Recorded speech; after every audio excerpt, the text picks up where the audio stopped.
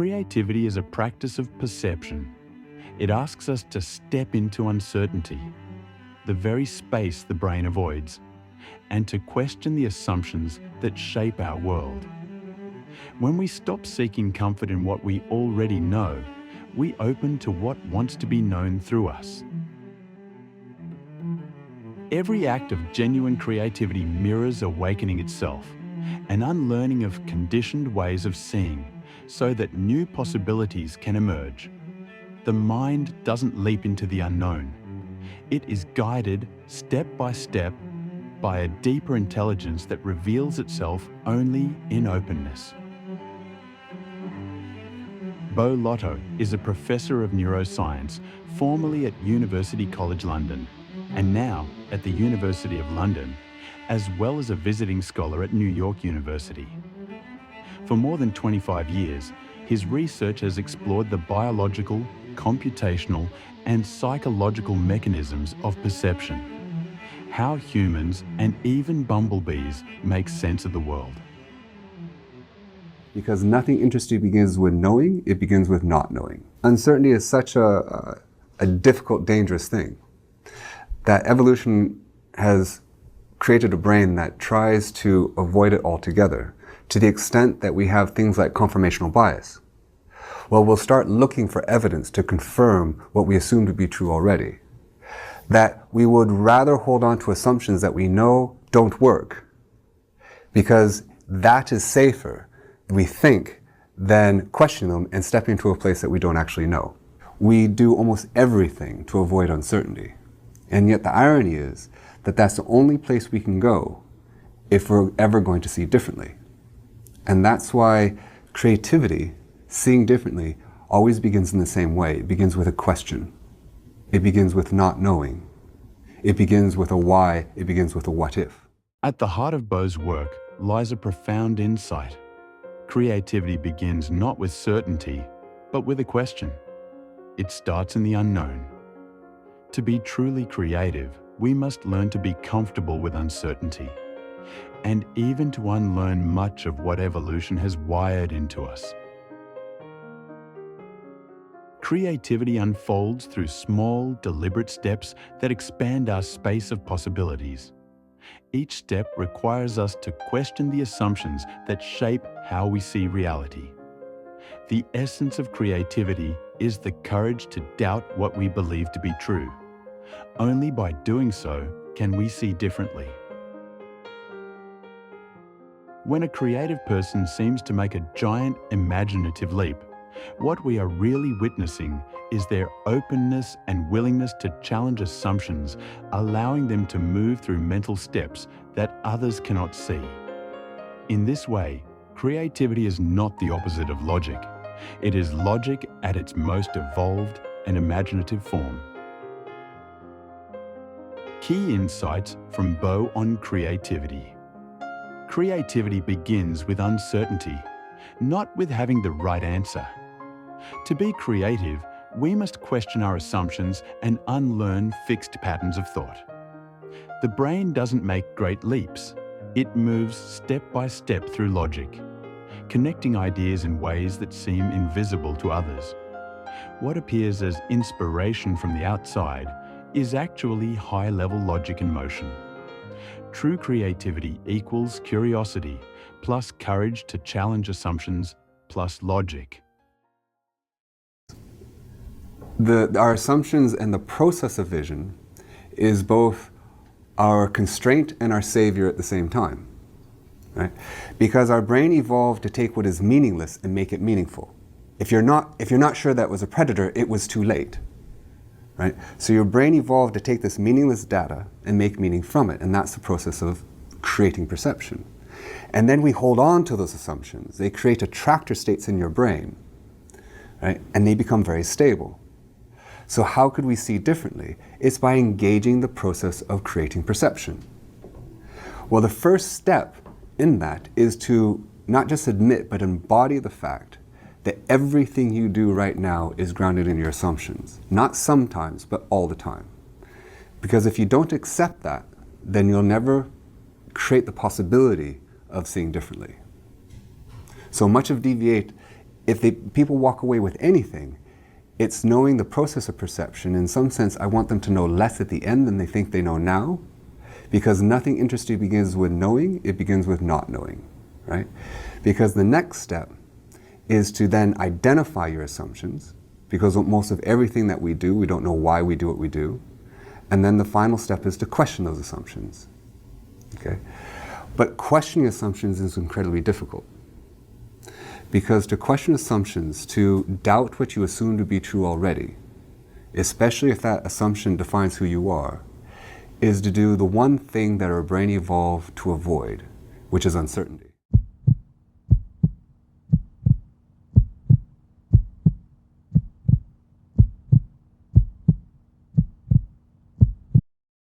Rainn Wilson is an American actor, writer, and producer best known for his iconic role as Dwight Schrute on the hit television series The Office, US, a performance that earned him 3 Emmy nominations and global recognition for his sharp wit and eccentric humor.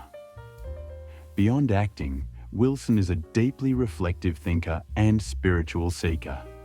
He co-founded the media company Soul Pancake, which explores life's big questions through creativity, science, and spirituality, promoting connection, empathy, and meaning in modern culture.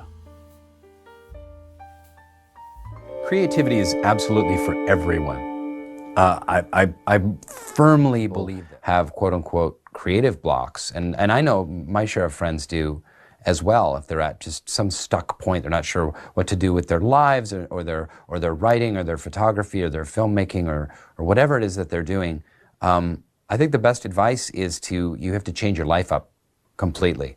To go on a trip, go spend a year being of service, be willing to take some major drastic action to get you out of your comfort zone and go inside, not outside. I think our society is all about focusing on the externals.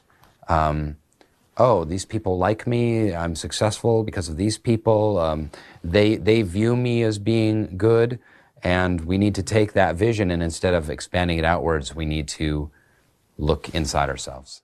Key insights from Scott. Creativity is for everyone. Step into your bravery zone and go within.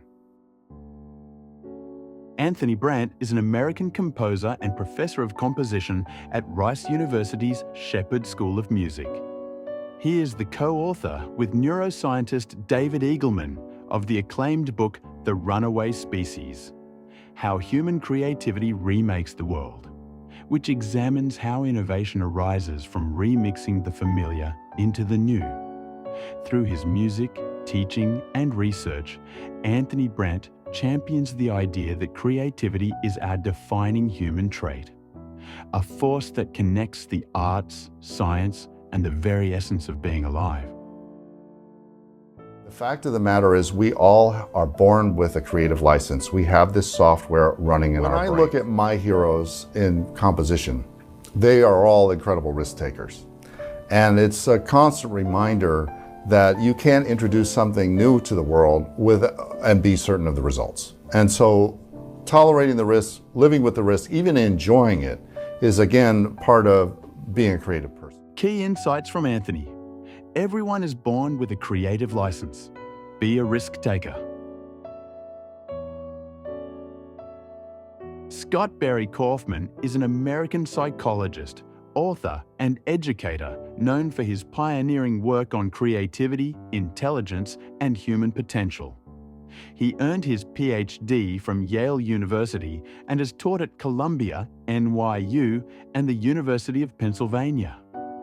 He is the author of several influential books, including Transcend, The New Science of Self-Actualization, and Wired to Create, which blend psychology and inspiration to explore what helps people flourish. His work celebrates the truth that every person has the capacity for creativity, meaning, and transformation. So many of you might have heard of the left brain, right brain myth about creativity, that the left brain is not related to creativity much at all because it's really boring and logical and super serious and analytical, and that the right brain is where all the artistic beauty comes out and that it's very poetic. Well, the reality is that creativity involves interaction of lots of different brain networks that rely on both the left side and the right side. Lots of different parts of the brain that are communicating with each other to solve a certain task. Then it's called a brain network. And you find that creativity draws on multiple interacting brain networks. In particular, it draws on 3 brain networks that seem to be absolutely essential to creativity across whatever field it is, whether or not it's science or it's art.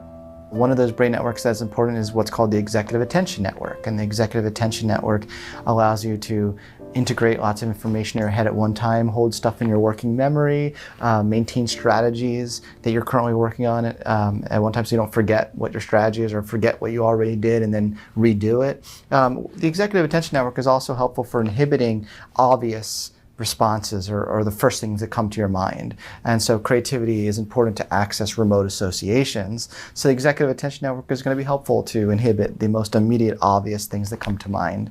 People who are very good improv artists, for instance, the first thing that comes to their mind is usually not the most creative, so they tend to wait for the second or third thing, and that's one of the improv activities.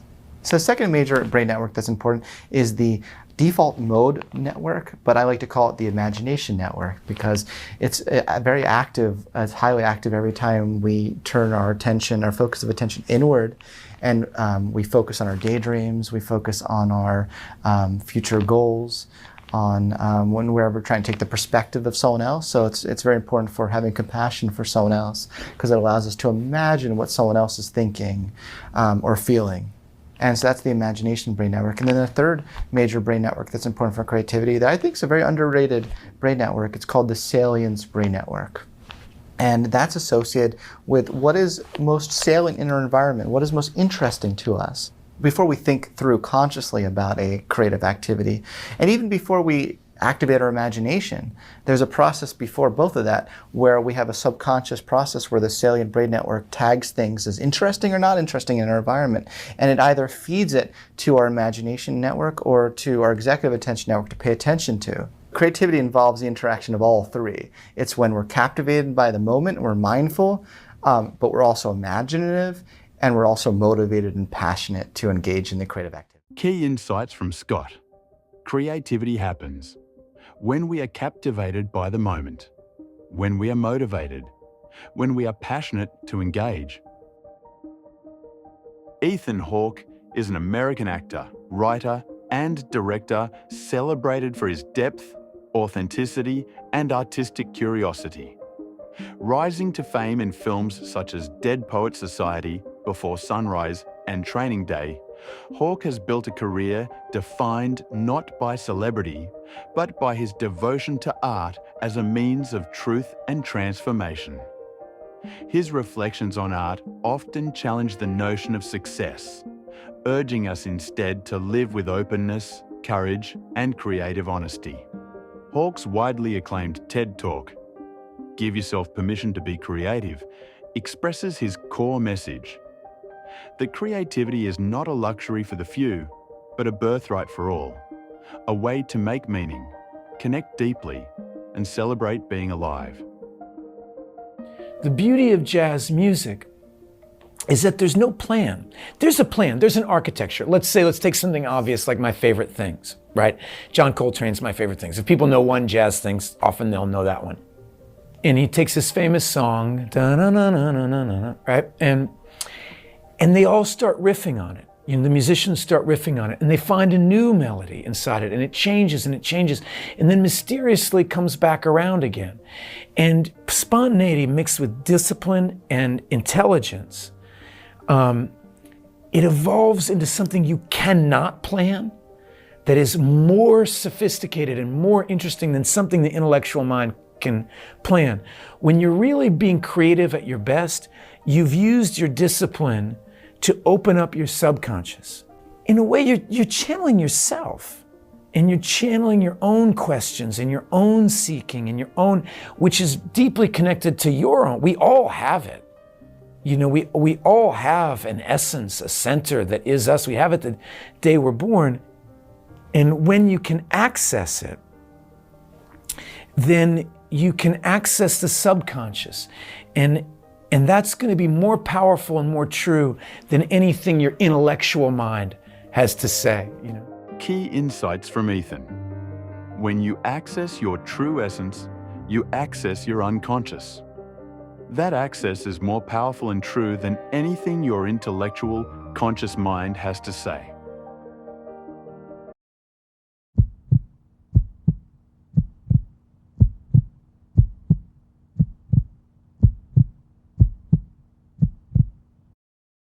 In today's rapidly changing world, great personal growth goes far beyond remembering information. You must be able to analyze, question, and evaluate information rather than simply memorize it. Creativity fuels innovation.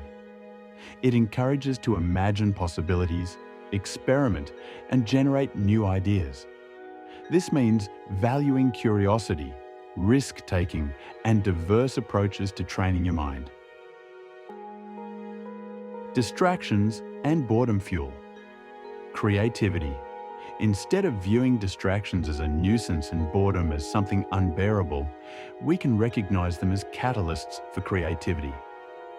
When we allow ourselves to be inspired by the unexpected, we open the door to new possibilities, fresh ideas, and groundbreaking innovation. Our brains are naturally curious. They crave change, constantly seeking out new experiences to stimulate engagement and learning.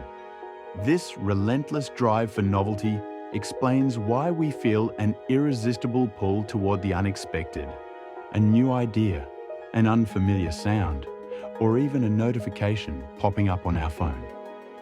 Without this constant search for change, we would be stuck in repetitive thought patterns, unable to break free and think outside the box. At the core of our sensory processing lies the thalamus, a powerful filtering system that determines what information reaches our consciousness. Every second, the thalamus processes approximately 11 million bits of information, yet only about 40 bits make it to our conscious awareness. This means that most of what we perceive is filtered out before we ever become aware of it. However, the thalamus has one major flaw. It gets bored quickly. If a sensory impression remains unchanged for more than 2 seconds, our attention shifts elsewhere. This is why change is so critical. The variation in stimuli is what captures and sustains our focus. In other words, the importance of information is not in its content, but in its ability to stay dynamic and fresh. Certain types of distractions are especially effective at bypassing our mental filters. These include change. Anything unexpected immediately captures our attention. Emotional stimuli. Positive emotions make information more engaging and memorable. Erotica. The brain is naturally wired to notice sexual imagery. Faces.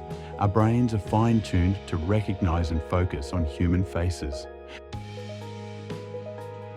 Social interaction also unleashes productive power.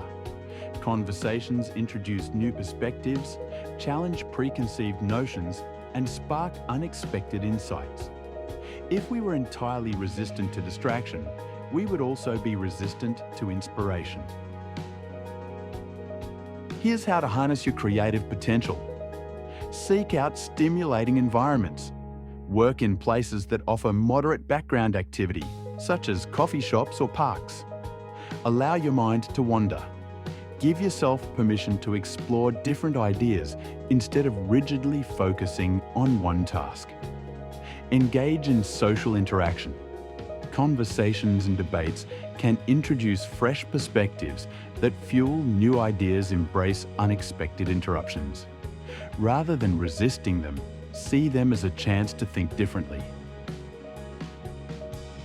Journaling and mind mapping are two simple yet transformative practices that open the door to deeper creativity and inner freedom.